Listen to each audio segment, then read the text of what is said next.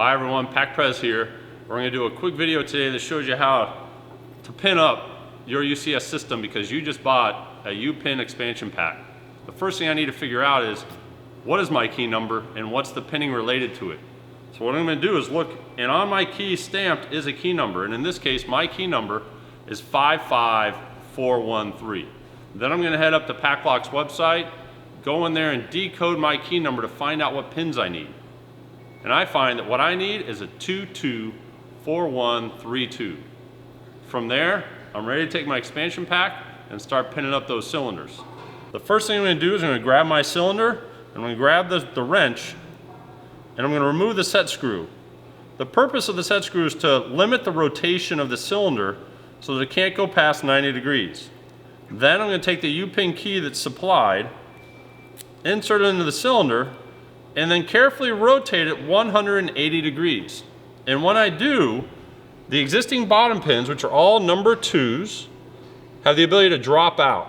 And that's exactly what I'm going to do. I'm going to drop them out and wiggle just a little bit so you can see I get all 6 pins to drop out. Once I drop out my pins, this is critically important. Do not remove this key. Do not pull out this key. If I do, there are additional pins in what's called the Bible that will push into the chamber and render your cylinder defective. Do not pull out this key. Instead, you want to rotate the key approximately 90 degrees. And then when I do, now I can pull out the U-pin key. Those pins are held steady. And now I'm going to grab my key, key number 55413, and I'm going to insert it and rotate back to the same direction so that I can see all 6 chambers being open and ready to accept my pins. Now, I know I need a 224132. You always start pinning towards the front of the cylinder, closest to the key itself. So I'm going to grab a 2 and realize that there's actually a tapered end to these pins. One side has a taper to it, the other side is completely flat. I want to put the tapered side into the cylinder first. So I'm going to drop in this number 2 pin into the very first chamber, just wiggle the key a little bit to make sure it drops in properly. My second chamber needs another pin too, so I'm going to do the same thing, find that bevel side and drop it in. Wiggle it to make sure it goes down nice and flush. Now my third chamber needs a number 4. So I'm going to grab that number 4 pin. They get a little bit longer as the numbers get bigger. And I'm going to drop it into that third chamber. Now I need a number 1, which is the smallest of the pins. Again, finding the tapered side and dropping it in to my 4th chamber. My 5th chamber needs a number 3.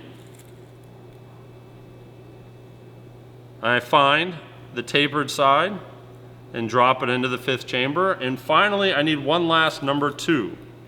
I'm going to drop that number 2 into the 6th chamber, tapered side down, and I'm ready to go. Now I'm going to do a visual inspection, and this is important as well. Make sure that all of your pins look flat and they all look level. And if they do, the easy test is to see if the cylinder will rotate. In this case, it does. Now I'm going to rotate it all the way back 180 degrees and then test and make sure that my cylinder will work. All right, so now we've done it. We've got our U-pin cylinder that's now been keyed up to my key number, that 55413, one of 20,000 unique key numbers that you can have. Now I'm ready to take this cylinder and put it in any of these UCS products from PAC-LOCK and expand my UCS system. All done by you, all done within a matter of minutes, the right padlock at the right place at the right time with UCS.